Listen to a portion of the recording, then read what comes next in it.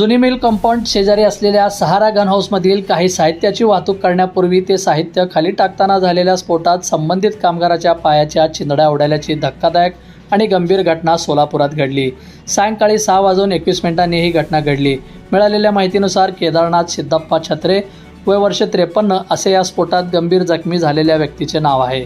गंभीर व्यक्ती हा सहारा गन हाऊसमध्ये कामगार आहे। जुनी मिल कंपाऊंडमध्ये रोड लगत असलेल्या शॉपिंग सेंटरमध्ये सहारा गन हाऊसचे दुकान आहे। या दुकानातून MH 453813 या गाडीमध्ये काहीतरी साहित्य जात होते।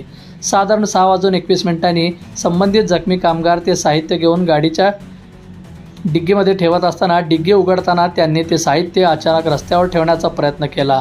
ते साहित्य खाली टाकताच प्रचंड मोठा स्फोट झाला। या स्फोटात संबंधित कर्मचाऱ्याचा उजव्या पायाचा जागेवरच बंधुप्रेम न्यूज चॅनलला लाईक, सबस्क्राईब व बेल आयकॉन दाबायला विसरू नका। धन्यवाद।